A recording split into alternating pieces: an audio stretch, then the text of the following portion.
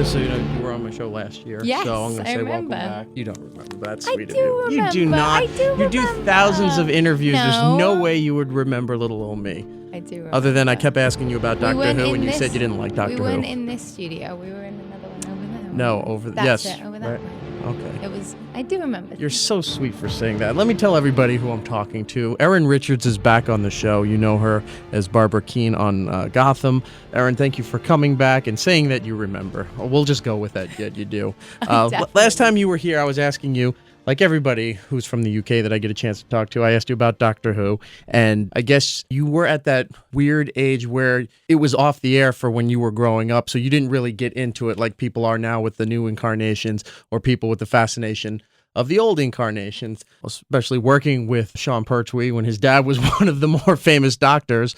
Have you now, a year later? Did you bother to go on Netflix? No, I can see on the look in your face you still have not. I told you before, like my sci-fi taste is like intense sci-fi. Right. You know, I read all the Philip K. Dick books. I have like The Abyss is like my all-time favorite. That's sci-fi credible. film, I'll give you that. I like although The Abyss is like slightly, like at the end it's slightly ridiculous, but with them touching each other in the water. Just when the ship comes up and you're like, oh really? Come Like on. that's it. That's not. Why couldn't it be like Leviathan, you know?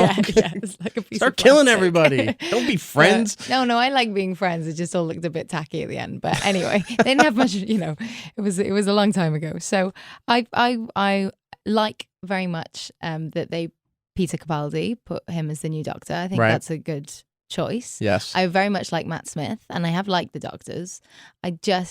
It's just a little too over the top for me, for my tastes. Okay. I'm more. I like my sci-fi slightly more seeped in like reality. Okay, so this is a little too campy, I guess, would you say? Or? A little? For Okay. me. But I'm not a fan. Right. It's just not my like go-to. How far into sci-fi? Do you like the horror version of sci-fi, or do you like really intense science stuff? I like intense science stuff. Okay. And I just like that thing of like, what if in 50 years time this is what the world is? Do you know what I mean? Like, All right. like I like seeing where we could be. I like kind of taking situations that are relevant to us as human beings and developing that.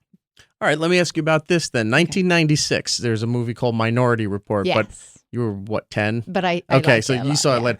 That is a movie, even it was very sci-fi, but predicted a lot of stuff that came to be when he was doing the whole moving stuff digitally Right. without a screen and all that stuff, and now here it is. And now it's a TV show. Right. Comes on right after Gotham.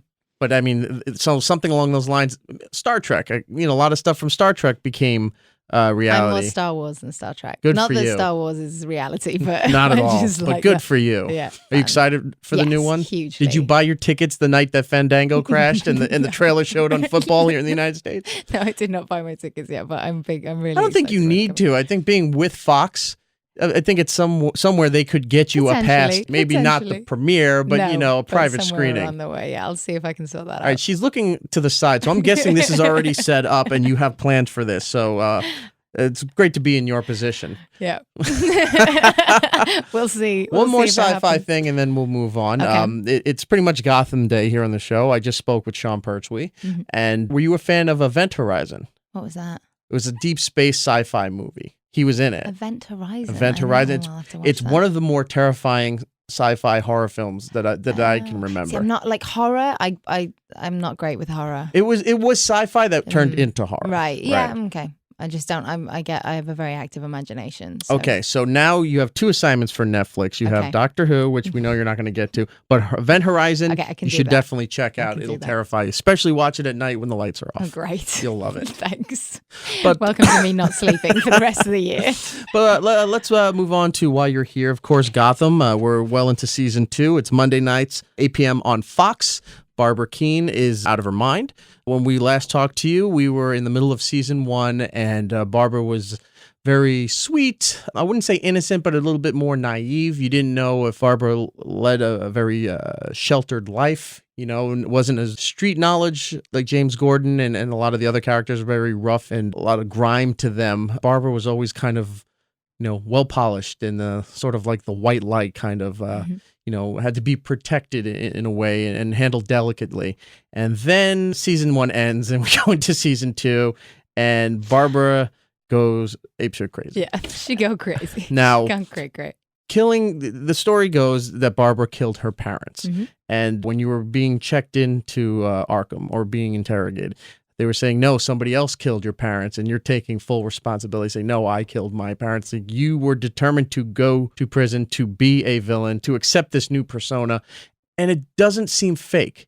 But it seems the way this is going, this seems like this was her all along, and she didn't even know it. Yeah, exactly. She was the fake Barbara was the Barbara from season 1. She was like putting on all these layers and levels to be who she thought everyone wanted her to be. Right. And then she killed her parents, and she was like, "Oh, screw it! Like this is who I am. Nope, it was me. This is who I am. This is who I am. Putting the feet up on the table and just totally free. Just like screw you all." It's in a weird way, being that you're so young and the character is so young. It's sort of like a midlife crisis where you hit your rebellious teenage period in your mid-20s. Yeah, midlife crisis. Yeah, a midlife halfway point to the midlife crisis. A quarter life crisis. Now here's where you're going to rebel and smoke and hang out late with with the cool kids. Yeah, yeah. So when they tell you this, I mean, you obviously knew this going when you were finishing up season 1. When they started getting everything together for season 2, did they pretty much instruct you on where you were going, or did they give you some input and said, hey, we're looking to go this direction with the character? What do you think? What could we add to this? Did they seek your input or your spin on how you might be able to say things and do things, or was it just like, here it is and go? This is the direction you're going with? I mean, I think we had lots of conversations during the first season, and we hang out a lot, like the cast and the creators, and I think they sort of took who I am, like, not that I'm crazy and I would ever kill my parents, but like I definitely have like a more sort of free, rebellious side than what Barbara originally was. So I think they sort of incorporate that into the second season, in that they know that would be what I would love to play, that would be really fun and freeing for me to do.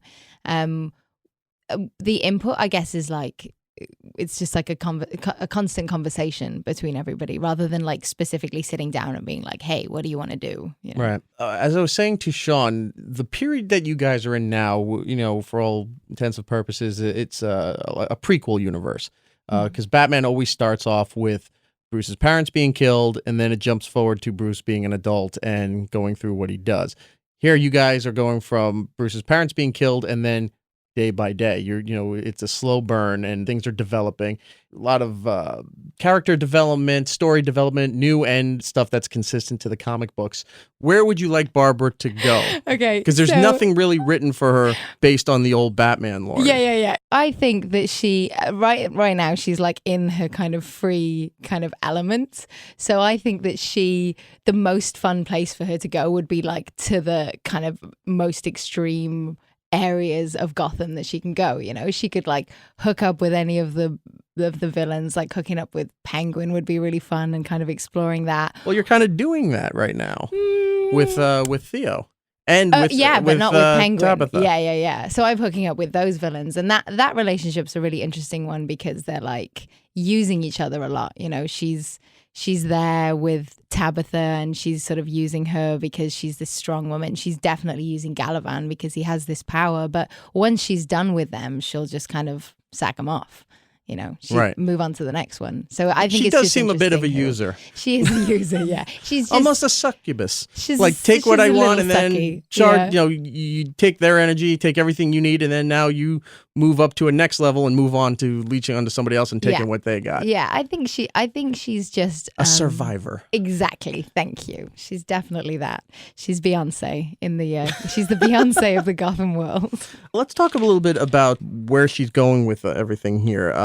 You got taken out of Arkham Asylum. You're involved with Tabitha and Theo Galavan, and weird chemistry there because you're hooking up with the sister, but maybe or sort of hooking up with the brother. Yeah. But then you don't know if they're really blood relation either. So there's like so many questions. Every time something cool comes on, it goes, all right, now there's 4 more questions that's added on to these 2 questions that I'm never going to get an answer for. Yeah, well, there's some really, we just filmed a lot of really interesting stuff that happened with Galavan. All right. So that's Which Galavan?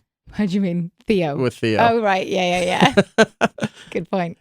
With Theo Galavan, he's just called Galavan in the series, but like on the scripts and stuff, that's why I get confused. But he, James Frain is playing him, and there's like this huge development that happens with him that has just been filmed. I get confused between like what's been aired, because obviously I'm watching them and then I'm reading them at the same time, so I'm like being really careful about. Well, you're going to be really confused because from what I read, you're doing 11 episodes on a little bit of a hiatus, and then 11 more episodes.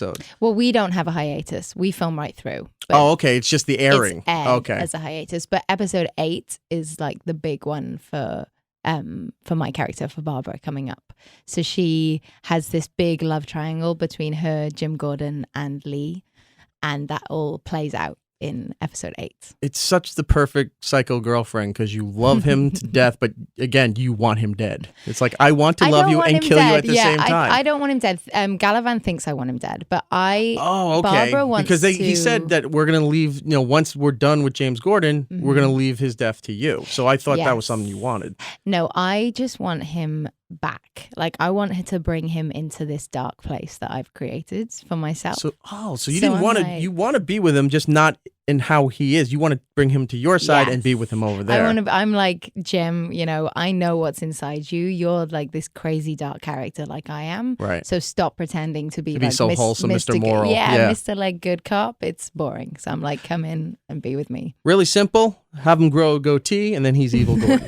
That seems to be the way it works in sci-fi. And those Dick Dastardly mustaches, right? That you can twirl on the ends. There was a lot of hype around your guys' presentation at San Diego Comic-Con. You guys did the panel. But since then, I've seen this nonstop, so I'm going to try to find a different way to phrase this. I know people constantly were asking you about you and Jerome being the Joker and Harley Quinn, and there's no more answers that you can give to that. But in one of the, I'll say, maybe it's episode 5, somewhere in there, 4 or 5, Jerome is killed. Right. And this isn't a spoiler to anybody. If you haven't seen season 2, we're well into it. You got to catch up. We're through the looking glass here, as they say.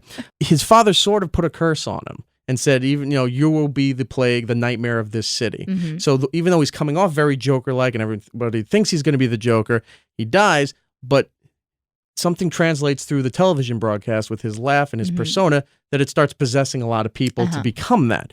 So if that's the way it's going, Jerome will eventually lead to the Joker by somebody possessing Jerome's spirit or cadence or whatever that stuff. So is it possible that even that you may not be Harley Quinn, but whatever your character is, will lead to the essence being possessed by somebody else who eventually will become Harley Quinn? Potentially, although you say Jerome died, but nobody ever as far as we know, nobody ever really dies in Gotham. Okay, fair enough. So, he may be inspiring other people. He may. You don't know. You don't know. God damn you and your logic. All right. Because I'm just going based on what we've seen so far. Yeah. I mean, there's a lot of things in Gotham that can reinstate people or bring them back from some sort of death. Thought I had something here, and I guess you just put the whole kibosh on it. I know. All right, moving on. What happened to the art gallery? I know. I kept saying to this Bruno, poor girl had a thriving business. She was part of the upper elite. There was all these benefits and parties, and then also she goes crazy, and that art gallery's just left there to rot. I was always saying to Bruno, I was like, can we maybe have her working one day, like in the art gallery, like in season 1? Like, Bruno, can she maybe just go to the art gallery once? And it's just maybe she steals her artwork back from people who've taken it since she lost the art gallery. Right. That almost could be Catwoman-ish. Yeah. I feel like maybe she just used to show her pieces from her home, and now it's gone. She's done with art. She's over it. She's going to make her own art. One of the cool things that Gotham does is they don't get campy with the outfits. Right. Like the problem with a lot of the 90s Batman movies were the Michael Keaton ones were great. They were dark. They stayed true to what Batman shouldn't be cheery and vivid colors, No, and what was villains should stand out, but also be matted in a grayish kind of way. Yeah. That was a big problem, with the outfits, the nipples with George Clooney. George Clooney crotch montage. That the Val Kilmer, even the Val Kilmer Batman, and then the character, like when they did Poison Ivy and Bane, Bane wasn't, didn't make sense being in just there, a and different everything was thing, that, yeah. that blacklight kind of color stuff. Yeah. They're staying kind of true to the grit and the grime of what it should be. What do you want to see, like, your outfit here? Like, because they won't go vivid nonsense, but what do you think will be the outfit that shows the persona of what Barbara's going to be? That Barb's is going to be. I don't know. I mean, that would kind of give away who she's going to be if I did that. Thought I could backdoor that one too. Okay. Cross that one so off. Sneaky. I'm trying. Sneaking in. Let's go with public perception then. Okay. For you, Erin Richards, not for Barbara. You're like, I don't think this. The public thinks this. No, not at all. These are definitely my thoughts. Oh, right. Okay. I want to talk about Erin Richards for a moment here. Okay. People knew you best, I would say, up until now, from the BBC version of Being Human. Yes. I have to assume people are coming up to you and recognizing you more for being Barbara on Gotham now, right? Yeah. So are you still seeing like a 50-50 kind of mix as far as when people recognize you as where it's from, or is it leaning more towards Gotham now that people are coming up and say, oh my God, can I take a photo? Can you sign something for me? I would say it's probably more Gotham at the moment. I mean, people, I think if they come up and they start talking about Gotham and then we chat for a bit, they mention other stuff. But yeah, Gotham is like because it's the one that's on right now. You know? Okay. All right. Let me jump back to Barbara then. Okay. You got to tell your guys not to talk to IMDb because it kind of reveals by the character, by the episode amount for the character, where they're going to be in the season. You're at 44, so that means you get through season 2. Interesting. But some of the other characters have like 38 episodes that's or 30. boring, yes. isn't it? So I'm looking at them like that. I'm like, well, it's not boring. It's kind of spoilerish. Yeah, that's what I mean. It's like boring for people watching. They're like, oh, I know now. Like, right. They don't want to know. I love people to be surprised. Well, I'm surprised. I was like, oh, good. She made it through season 2. And I know they're talking season 3 already here. The outfits that they're putting you in just to make you evil is getting sexier and sexier, which I'm not complaining. I'm a big supporter of that. She's going like harder rather than sexier. Is she trying too she's hard? She's not wearing hard. Like harder.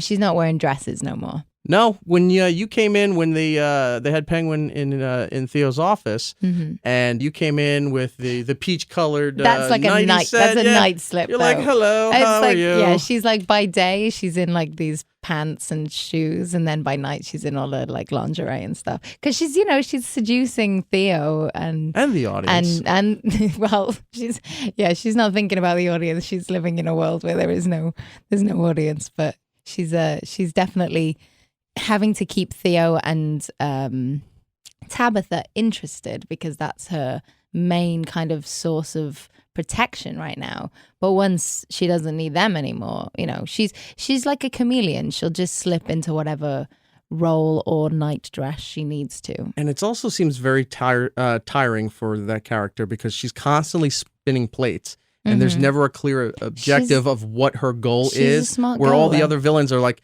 he's doing this, he's doing that, he wants that. And she's like, well, I'm over here, I'm over here, I'm over here. You never know this web that she's weaving, where she's going with it. She just wants to be free. Like, she just wants to be in the darkness. She's playing. She's in Gotham and she's playing. I'm running out of time with you, Erin. Is there anything that you can tell us further about Barbara's development for season 2? It's going to be a lot of fun. That would be a no. I tried, everybody. I did the best I could. Well done. But you did a really good job. She's a tough nut to crack. Erin, thank you so much. Erin R. Richards on Twitter. She, of course, is on Gotham. She plays Barbara Monday nights, 8 p.m. on Fox. Thank you so much, Erin. I appreciate it. And next year, when you come back in here, I'll know you won't watch Doctor Who by then, but we can talk about season 3 and see where Barbara is. I'll watch one episode of Doctor Who for you. How about that? I don't think you're going to do that, but that's fine. Erin, thank you so much. We'll see you next time. Thank you. Bye.